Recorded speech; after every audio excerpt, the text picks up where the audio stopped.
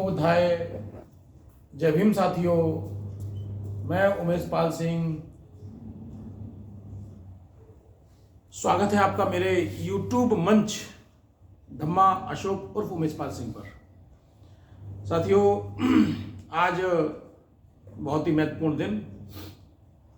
आज ही के दिन हमारे उद्धारक, हमारे मसीहा, परम पूज्य बाबा साहब डॉक्टर भीमराव अंबेडकर जी हम सबको छोड़कर चले गए थे। तो मैं अपने इस मंच के माध्यम से उनको सादर श्रद्धांजलि अर्पित करता हूं। और आज हम उनके विषय में कुछ ऐसी जानकारियां प्राप्त करेंगे जो शायद हमसे छुपी हुई है या हमको जानकारी नहीं है, या जिन लोगों को जानकारी है उन्होंने बताया नहीं है। और जो बाबा साहब ने लिख के रखा था हम लोगों के लिए, क्योंकि नानक चंद रत्तू के जीवन से, उनकी किताबों से हमें बहुत कुछ बाबा साहब के बारे में जानने को मिला। तो ऐसी ही एक घटना के बारे में बताते हुए मैं शुरुआत करूंगा अपनी बात की। कि एक बार बाबा साहब लिख रहे थे और नानक चंद रत्तू जी उनको खाना देने पहुंचे। रात के 8 बजे की बात थी। तो नानक चंद जी ने उनको खाना देते हुए कहा कि साहब खाना खा लो। तो बाबा साहब ने रत्तू जी से कहा कि रत्तू, बहुत देर हो गई है, खाना रख दे और तू अपने बच्चों के पास चला जा। नानक चंद रत्तू जी ने खाना रखा और दरवाजे को फेर के वो चले गए। अगले दिन सुबह 7 बजे, थोड़ा लेट उठे तो 7 बजे वो बाबा साहब के पास पहुंचे। और जब उन्होंने किवाड़ खोली तो देखा कि बाबा साहब जिस मुद्रा में रात को लिख रहे थे उसी मुद्रा में बाबा साहब लिख रहे हैं। और खाना जैसा रख के गए थे रत्तू जी, खाना वैसे के वैसे रखा हुआ है। बाबा साहब ने खाना नहीं खाया था। तो रत्तू जी ने बाबा साहब से कहा कि साहब आपने खाना नहीं खाया।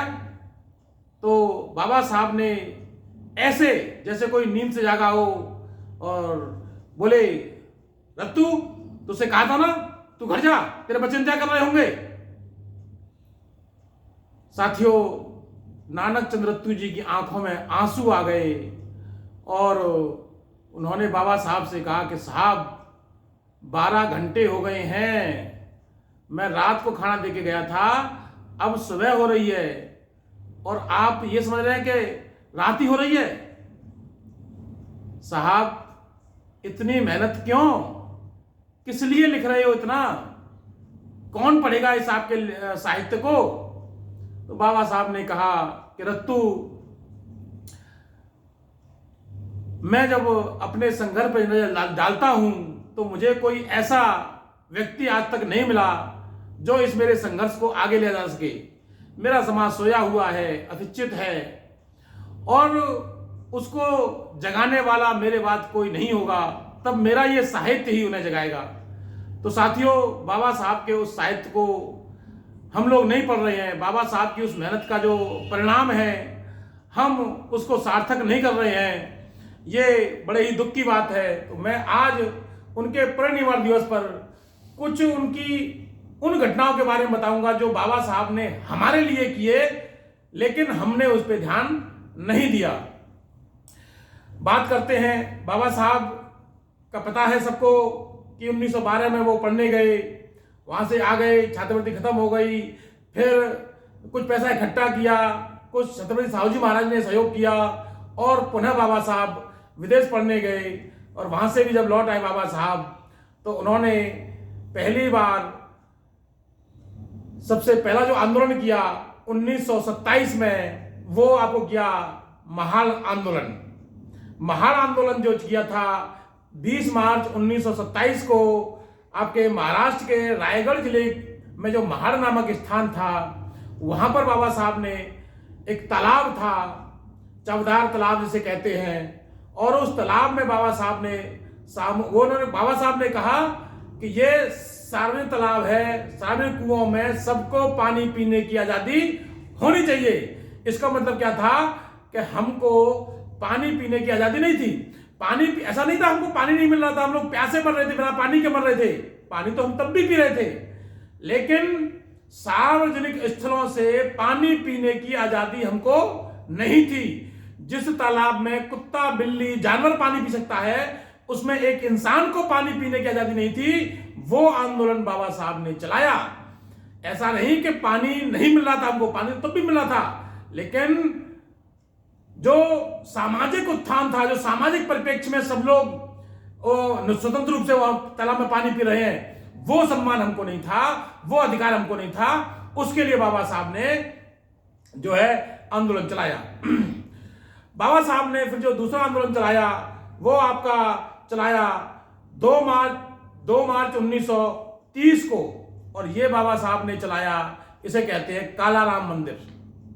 नासिक के कालाराम मंदिर में बाबा साहब ने प्रवेश किया। कालाराम मंदिर क्यों कहते हैं उसको? क्योंकि उस मंदिर में जो है राम की, सीता की और लक्ष्मण की मूर्तियां हैं, वो काले कलर की हैं, इसलिए उसे कालाराम मंदिर कहते हैं।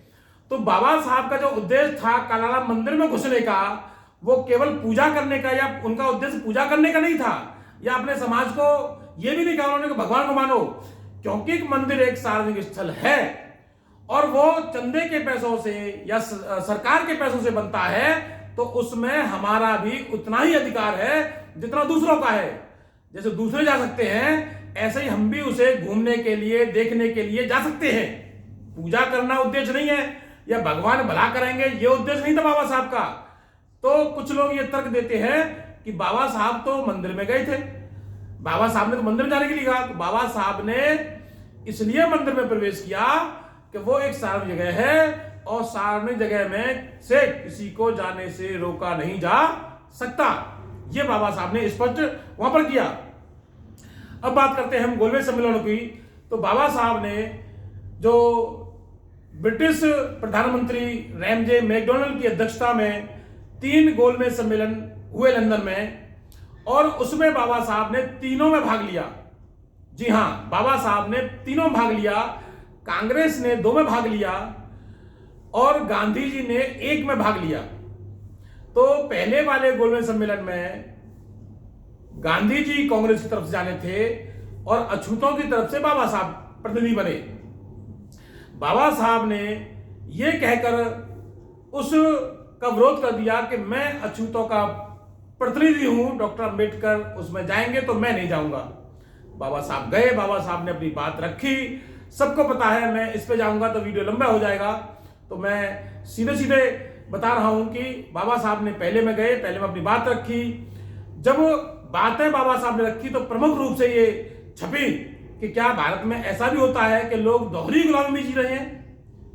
दोहरी गुलामी शब्द सुन के ही लोगों के रोंगटे खड़े हो गए कि कुत्ते बिल्ली पानी पीते हैं जिस स्थल पे, वहां इंसानों को पानी पीने की आजादी नहीं है। क्या जानवरों से बदतर जीवन जीने का जो है मजबूर किया जा रहा है भारत में? ऐसा कोई वर्ग है? तो ये जो है, जब दूसरा गोलमेज सम्मेलन हुआ उसमें महात्मा गांधी जी गए। महात्मा गांधी जी ने पुरजोर बाबा साहब का विरोध किया और ये प्रयास किया किसी भी तरह से दलितों को अधिकार न मिले। उसमें उन्होंने साम दाम दंड भेद जितना करना था वो सारे प्रयोग कर लिए, लेकिन गांधी जी वहां सफल नहीं हुए और आखिरकार बाबा साहब की विजय हुई। और तीसरे गोलमेज सम्मेलन में गांधी जी गए नहीं, क्योंकि उनको पता था कि बाबा साहब को अधिकार मिलने जा रहे हैं, अछूतों को अधिकार मिलने जा रहे हैं। और 17 अगस्त 1932, साथियों याद रखना इस डेट को, 17 अगस्त 1932 को बाबा साहब ने हम लोगों के लिए कम्युनल अवार्ड प्राप्त कर लिया, जिसमें हमें आनुपातिक प्रतिनिधित्व और 2 वोटों का सेपरेट इलेक्टोरेट का अधिकार हमको मिल गया। यानी कि 2 वोटों का अधिकार हमको मिल गया। यह बहुत बड़ी सफलता बाबा साहब ने 17 अगस्त 1932, हमारी आजादी का दिन, देश की आजादी का दिन है 15 अगस्त 1947, जिसे सब लोग मनाते हैं, लेकिन हमारी आजादी का, अछूतों की आजादी का दिन है 17 अगस्त 1932। जी हां, लेकिन ये खुशी ज़्यादा दिन न रह सकी और 24 सितंबर 1932 को बाबा साहब से वो अधिकार छीन लिए गए। गांधी जी ने दबाव डाल के मजबूरन वो अधिकार छीने और पूना पैक्ट समझौता हुआ, जिसमें से हमें 2 वोट का जो अधिकार था वो खोना पड़ा। साथियों, हम आगे चलते हैं तो तीनों गोलमेज सम्मेलन जो हुए थे आपका जो है वो पहला हुआ था 12 नवंबर 1930 से 19 जनवरी 1931 तक। दूसरा हुआ था 7 सितंबर 1931 से 1 दिसंबर 1931 तक। और जो तीसरा हुआ था वो 17 नवंबर 1932 से 24 दिसंबर 1932 तक ये गोलमेज सम्मेलन चले। इसके बाद बाबा साहब ने साथियों 1935 में, जी हां 1935 में येवला में, बड़ौदा के येवला में ये घोषणा कर दी।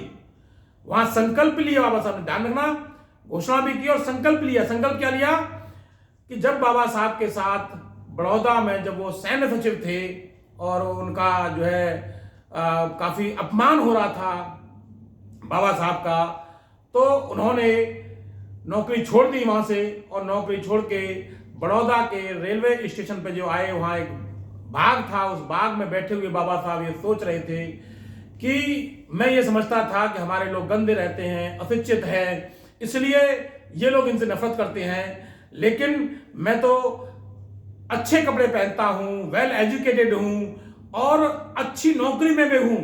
मतलब सैन्य सचिव, आज के जो सचिव होते हैं, सचिव आज अगर मान लो जिले में आ जाए तो डीएम तक हिल जाते हैं, ऐसा पद बाबा साहब के पास था। लेकिन चपरासी जो है जब बाबा साहब घुसते थे तो कालीन को खींच लेता था और बाबा साहब के निकालने के बाद कालीन को बिछा देता था। बाबा साहब को डंडे में फाइल बांध के वो देता था, पानी बाबा साहब को नहीं देता था। तो ये जो चपरासी का व्यवहार बाबा साहब को दिखा, तो बाबा साहब ने इसकी शिकायत महाराज से की। तो महाराज ने कहा कि अंबेडकर, तुम्हें मैंने सैन्य सचिव का पद देके एक बहुत बड़े परिवर्तन की लहर छिड़ी है, लेकिन मैं सब कुछ तुम्हारे लिए नहीं कर सकता। अगर सब कुछ मैं तुम्हारे लिए करूंगा तो मुझे भी विरोध झेलना पड़ेगा, इसलिए कुछ तुम्हें झेलना पड़ेगा। तो उन्होंने कहा कि महाराज मैं झेल नहीं सकता। तो बड़ौदा नरेश ने कहा कि आप स्वतंत्र हैं, अगर आपको लगता है कि आप जो है अपमान महसूस कर रहे हैं तो आप मेरी तरफ से मुक्त हैं, आप चाहो तो नौकरी छोड़ दो, आप चाहो तो नौकरी करो। तो इस तरह बाबा साहब ने नौकरी छोड़ी और उस बाग में ये संकल्प लिया कि आज के बाद मैं अपना पूरी जिंदगी का एक एक क्षण इस समाज के उत्थान के लिए लगाऊंगा और इस समाज को इस अपमानजनक जिंदगी से बाहर निकालूंगा। और मैं ऐसा नहीं कर पाया तो अपने आप को गोली मार के मैं आत्महत्या कर लूंगा। ये बाबा साहब ने वहां पर संकल्प किया और इसीलिए ये वाला में संकल्प भूमि है। और बाबा साहब ने आगे कहा 1935 में ही कि मैं हिंदू जन्मा, ये मेरे बस में ही था, लेकिन मैं हिंदू मरूंगा नहीं। ऐसा बाबा साहब ने वहां पर संकल्प किया। हम आगे चलते बाबा साहब साथियों, तो 1936 में बाबा साहब ने इंडिपेंडेंट लेबर पार्टी का गठन किया। जी हां, 1936 में। और इस लेबर पार्टी ने 1937 का मुंबई का विधानसभा चुनाव लड़ा। जी हां, बॉम्बे का नेशनल जो असेंबली चुनाव था वो लड़ा बाबा साहब ने। 13 सीटें एससी की और 4 सीटें जो है जनरल की में चुनाव लड़ाया। आप विश्वास नहीं करोगे, इतना बेहतरीन परिणाम उस चुनाव में आया बाबा साहब का। लेबर पार्टी के माध्यम से 11 सीटें, 13 में से 11 सीटें रिजर्व बाबा साहब ने जीत ली और 4 में से 3 सीटें जो है सामान्य में बाबा साहब ने सफलता हासिल की। जब कांग्रेस ने यह देखा कि लेबर पार्टी के माध्यम से बाबा साहब आगे बढ़ रहे हैं, तो 1942 में क्रिप्स मिशन भारत में आया। और क्रिप्स मिशन जो भारत में आया तो वो ये जांच करने के लिए आया कि किस समाज को हमें कौन कौन सी सुविधाएं देनी है, क्योंकि आजादी का खाका बन चुका था। 1942 में जो है भारत छोड़ो आंदोलन की नींव रखी जा चुकी थी। अंग्रेज जो सेकेंड वर्ल्ड वॉर था, द्वितीय विश्व युद्ध था, उससे बहुत ज्यादा आहत हो चुके थे। अब वो शासन करने के दौरान विरोध झेलने की स्थिति में नहीं थे, तो शासन सत्ता भारत को सौंपना चाहते थे। तो इसके लिए जो समाज है, जो वर्ग है, उनको क्या क्या फैसिलिटी, उनको क्या क्या अधिकार चाहिए, इसके लिए क्रिप्स मिशन भारत आया हुआ था। उसके सामने, क्रिप्स मिशन के सामने बाबा साहब को अपनी बात रखनी थी। तो वहां भी कांग्रेस यानी गांधी जी ने एक चाल खेल दी और उन्होंने क्रिप्स मिशन वालों से कहा कि बाबा साहब एससी यानी कि अछूतों की बात नहीं रख सकते, क्योंकि वो लेबर पार्टी के मुखिया हैं, इंडिपेंडेंट लेबर पार्टी के मुखिया हैं, तो वो अछूतों की बात नहीं कर सकते। तो अगर उनको अछूतों की बात करनी है तो लेबर पार्टी को छोड़ना होगा। साथियों, बाबा साहब को मजबूरन वहां पर लेबर पार्टी खत्म करनी पड़ी 1942 में, और शेड्यूल कास्ट फेडरेशन बनाया बाबा साहब ने। क्रिप्स मिशन के सामने अपनी बात रखने के लिए शेड्यूल कास्ट फेडरेशन बनाया। 1936 में बनाई लेबर पार्टी के झंडे का रंग लाल था, और शेड्यूल कास्ट फेडरेशन जब बनाई बाबा साहब ने तो उसका रंग नीला था। मैं आपको बता दूं कि बाबा साहब ने आरपीआई का जो बायलॉज बनाया होगा वो अलग बनाया होगा, लेकिन बाबा साहब के मरने के बाद जब आरपीआई बनी तो वो शेड्यूल कास्ट फेडरेशन, जो कि बाबा साहब उसे खत्म कर चुके थे कि अब मैं जातिगत संगठनों में काम नहीं करूंगा, अब क्योंकि मैंने धर्म ग्रहण कर लिया। 1956 में जब बाबा साहब ने ग्रहण किया, उससे पहले ही शेड्यूल कास्ट फेडरेशन को खत्म किया था उन्होंने। लेकिन बाबा साहब के मरने के बाद शेड्यूल कास्ट फेडरेशन के ही बायलॉज को परिवर्तित करते हुए आरपीआई का निर्माण किया गया। ये जो है, हो सकता है जानकारी सब लोगों को ना हो, कि हो सकता है कि बाबा साहब जब आरपीआई बनाते तो वो शायद एससी लोगों की पार्टी ना होके समस्त भारत के लोगों की पार्टी होती, जिस तरह से लेबर पार्टी में बाबा साहब ने सफलता अर्जित की। हालांकि 1946 का आम चुनाव बाबा साहब ने शेड्यूल कास्ट फेडरेशन के तहत लड़ा, लेकिन जो सफलता 1937 में मिली थी वो सफलता बाबा साहब को 1946 में नहीं मिली, क्योंकि जातिगत संगठन के तहत बाबा साहब ने वो चुनाव लड़ा था।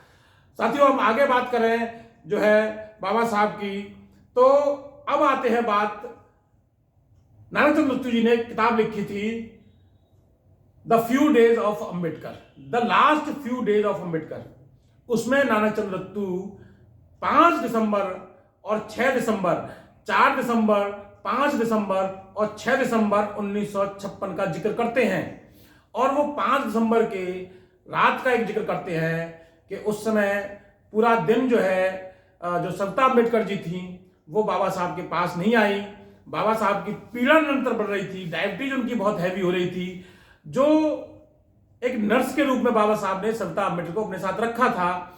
बाद में डॉक्टर मावलंकर ने कहा कि अब आपको परमानेंट एक नर्स की जरूरत है, इसलिए मजबूरन बाबा साहब को सविता अम्बेडकर की शादी करनी पड़ी। और उन्होंने निसंदेह स्टार्टिंग में काफी उनका जो है सहयोग किया, और उनका जो इलाज था वो अच्छे से किया, देखभाल की बाबा साहब की। लेकिन बाबा साहब के बौद्ध धर्म ग्रहण करने के बाद जो बाबा साहब के विरोधी थे, उन्होंने सविता अम्बेडकर से मिलके बाबा साहब को स्लो पॉइजन देने का काम किया, जैसा कि हाँ आम लोगों से हमें सुनने को और कुछ किताबों पढ़ने को मिलता है। जो हमारे बुद्धिजीवी वर्ग है, जो किताब उन्होंने लिखा था कि स्लो पॉइजन बाबा साहब को देना शुरू किया।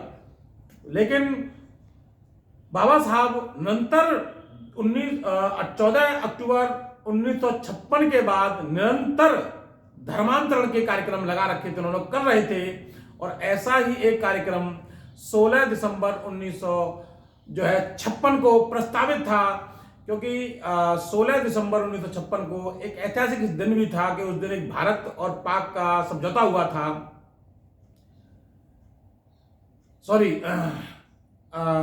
16 दिसंबर 1956 को बाबा साहब ने जो है वो रखा था।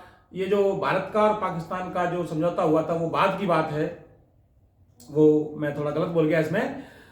16 दिसंबर 1956 को बाबा साहब ने ये एक पिछड़े समाज का धर्मांतरण का एक कार्यक्रम रखा हुआ था, जिसमें लगभग 12 लाख लोग शामिल होने वाले थे। साथियों, संख्या याद करना, 12 लाख लोग शामिल होने वाले थे। लेकिन इसकी लीक पॉइंट हो गई ये चीज। ये जो एक गुप्त कार्यक्रम था वो हिडन कार्यक्रम ओपन हो गया, और जब इनको पता चला कि 16 दिसंबर को ऐसा कोई बड़ा कार्यक्रम होने जा रहा है 12 लाख लोगों के साथ, तो बाबा साहब को फिर क्या किया गया कि जो पॉइजन का जो था वो स्लो पॉइजन को हैवी डोज दिया गया। और बाबा साहब को ये डाउट हो गया कि मेरे साथ ऐसा हो रहा है, सविता अम्बेडकर जी मेरे साथ कर रही हैं। तो 5 दिसंबर 1956 को नानाचंद रत्तू लिखते हैं कि बाबा साहब में और सविता अम्बेडकर जी में काफी झगड़ा हुआ। रात को 8 बजे, मतलब 6 बजे वहां आती हैं और बाबा साहब के साथ झगड़ा होता है। 8 बजे तक वहां रुकती हैं वो घर पर, और फिर वो गुस्से में वहां से चली जाती हैं। 9 बजे के आसपास बाबा साहब ने नानक चंद रत्तू जी से कहा कि मुझे ले चलो और मैं थोड़ा लिखना चाहता हूं, और उन्होंने बुद्धा एंड हिज धम्मा किताब मंगाई और बाबा साहब अपना लिखने बैठ गए और उसको पूरा किया। उसकी प्रस्तावना बाबा साहब ने 5 दिसंबर 1956 की रात को लिखी, और उसको लिखकर चारपाई पे उसे रखकर उस पर हाथ रख के बाबा साहब लेट जाते हैं। और जब बाबा साहब को जो है नानक चंद रत्तू चले गए थे, सविता अम्बेडकर लौट आई थी। 4 बजे सविता अम्बेडकर को पता चलता है कि बाबा साहब इस दुनिया में नहीं रहे। वो घबराती हुई नानक चंद रत्तू जी के पास पहुंची और उनसे कहा कि रत्तू मुझे बचा लो, और क्योंकि बाबा साहब अब इस दुनिया में नहीं रहे हैं, लोग मुझे मार डालेंगे, अब मेरी जिंदगी तुम्हारे हाथों में है, मुझे किस तरह तुम बचा लो। रत्तू जी ने फिर उस स्थिति को संभाला और किस तरह से फिर बाबा साहब का अंतिम क्रियाक्रम हुआ ये आप सबको पता है। बाबा साहब ने रात को 1 बजे तक बुद्धा एंड हिज धम्मा की प्रस्तावना लिखी। साथियों, नोट करने वाली बात है, समझने वाली बात है कि मरने से चंद क्षण पहले तक बाबा साहब हमारे लिए, अपने समाज के लिए लिखे जा रहे हैं। अपनी पीड़ाओं को भूल के, अपनी बीमारी को भूल के, दुख दर्द तकलीफों को भूल के, अपने परिवार के बलिदान को देकर उन्होंने सिर्फ और सिर्फ काम किया, तो समाज के लिए अपना पूरा जीवन कुर्बान किया। लेकिन हम लोग बाबा साहब की बात को नहीं मान रहे हैं, ये बहुत ही दुखद बात है। मैं इन्हीं सब बातों के साथ कि बाबा साहब ने जो अपना पूरा जीवन था वो हम लोगों के लिए निछावर कर दिया। हमको बाबा साहब को मानने के साथ साथ बाबा साहब की भी माननी है। तो आज अगर आप बाबा साहब को 2 फूल चढ़ाएं तो ये प्रतिज्ञा अवश्य करें कि बाबा साहब द्वारा दिए गए अंतिम समय में धम्म 14 अक्टूबर 1956 को बाबा साहब ने अपने जीवन का निचोड़ आपको दिया। उन्होंने कहा कि मैंने जो है अपना जीवन संघर्ष का जो निचोड़ है, जिसे कहते हैं गुलाब जल टाइप का, वो मैं आपको देके जा रहा हूं कि धम्म की मंजिल सर्वश्रेष्ठ मंजिल है और इसी मंजिल में आ जाना। और बाबा साहब ने ये कहा था कि मैं कुछ दिन और जीवित रह गया तो मैं भारत को बौद्ध में बना जाऊंगा। साथियों, अगर बाबा साहब को कुछ समय और मिल जाता तो निसंदेह भारत बौद्ध में होता। बाबा साहब की अंतिम इच्छा थी कि भारत बौद्ध में हो, क्योंकि बुद्ध का धम्म ही सर्वोपरि धम्म है। बुद्ध का धम्म ही एकता, समानता, बंधुता, न्याय और प्रेम पर आधारित धम्म है, वैज्ञानिक पर आधारित धम्म है। इसलिए आप सभी लोगों को बाबा साहब की इस अंतिम इच्छा के लिए प्रयत्न करना चाहिए और बाबा साहब की बात को मानते हुए धम्म ग्रहण करना चाहिए। 2 फूल चढ़ाते समय अवश्य प्रतिज्ञा लें कि अब हम बाबा साहब को ही नहीं मानेंगे, बाबा साहब की भी मानेंगे। इन्हीं सब बातों के साथ पुनः बाबा साहब को मैं अपने श्रद्धा सुमन अर्पित करते हुए इस आशा के साथ कि आप सभी लोग बाबा साहब की बात मानेंगे और धम्म की ओर मुड़ेंगे, मैं अपनी वाणी को यहाँ जो है विराम दूंगा और आपसे अनुरोध करूंगा कि इस वीडियो को आप जितना अधिक से अधिक फैला सकें आप उतना अधिक फैलाइए और जानकारी जो है लोगों को मिले। अगर आपको अच्छा लगे, वीडियो आपको अच्छा लगे तो इसको फैलाइए, मेरे चैनल को सब्सक्राइब कीजिए और वीडियो को लाइक कमेंट कीजिए। नमो बुद्धाय, जय भीम साथियों।